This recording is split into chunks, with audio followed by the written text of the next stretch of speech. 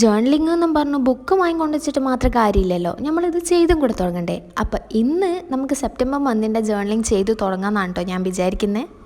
സാധാരണ ജേർണലിംഗ് എല്ലാ മന്തിൻ്റെയും തുടക്കത്തിലാണ് ചെയ്യലെങ്കിലും നമ്മളിനിയിപ്പം അടുത്ത മന്ത് ആവട്ടെ ഫ്രഷ് ആയിട്ട് അപ്പോൾ സ്റ്റാർട്ട് ചെയ്യാമെന്ന് പറഞ്ഞിരുന്നാൽ മിക്കവാറും ഈ ബുക്ക് ആടെ കിടക്കുകയുണ്ടാവുള്ളൂ. തുടങ്ങുവാണെങ്കിൽ നമ്മൾ ഇപ്പം തന്നെ അങ്ങ് തുടങ്ങണം. സെപ്റ്റംബർ മന്ത് ഞാൻ കുറച്ച് കളർഫുൾ ആയിട്ടാണ് കേട്ടോ ചെയ്തെടുക്കുന്നത്. അതിലൊരുപാട് ഒട്ടിക്കൽ പരിപാടിയായിട്ടുള്ള സ്റ്റിക്കേഴ്സോ കാര്യങ്ങളോ ഒന്നുമില്ല കേട്ടോ. സിമ്പിളായിട്ട് എല്ലാവർക്കും ചെയ്യാൻ പറ്റുന്ന കുറച്ച് ഡ്രോയിങ്സാണ് നമ്മൾ ഇൻക്ലൂഡ് ചെയ്തിട്ടുള്ളത്.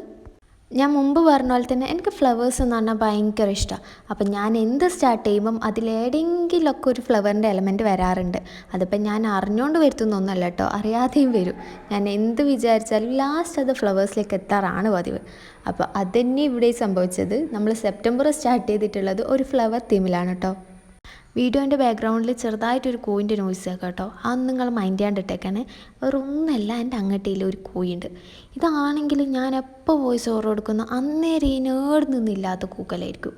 അവരെ മിണ്ടാണ്ടിക്കെ ഞാൻ വോയിസ് ഓവർ കൊടുക്കുന്നു അന്നേരം അത് കൂക്കാൻ തുടങ്ങും.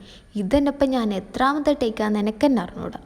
ഇനിയും നോക്കിന്നാൽ ശരിയാവും തോന്നുന്നില്ല, അതുകൊണ്ടാണ് കേട്ടോ ഞാനിപ്പോൾ എടുക്കുന്നത്. അപ്പം നിങ്ങൾ അതൊന്നും മൈൻഡ് ചെയ്യാണ്ടിട്ടേക്കാം. അങ്ങനെ നമ്മൾ ഫ്ലവേഴ്സൊക്കെ വരച്ചിരിക്കുന്നത് നമ്മൾ ബ്രഷ് പെൻ യൂസ് ചെയ്തിട്ടാണ്. ഫ്ലവേഴ്സ് ഉണ്ടെങ്കിൽ അവിടെ കുറച്ച് പൂമ്പാറ്റ ഉണ്ടാവുമല്ലോ.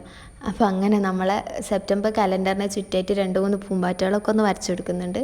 ഒക്കെ സിമ്പിളായിട്ടുള്ള ഡ്രോയിങ് ആണ് കേട്ടോ നമ്മൾ ചെയ്യുന്നത്. അങ്ങനെ പാടുള്ള ചിത്രം വരയ്ക്കുന്ന അറിഞ്ഞാലേ ചെയ്യാൻ പറ്റുന്നുള്ള രീതിക്കൊന്നുമല്ല, എല്ലാവർക്കും വരയ്ക്കാൻ പറ്റില്ല. സിമ്പിളായിട്ടുള്ള ഡ്രോയിങ് ആണ് കേട്ടോ നമ്മൾ ചെയ്തിട്ടുള്ളത്.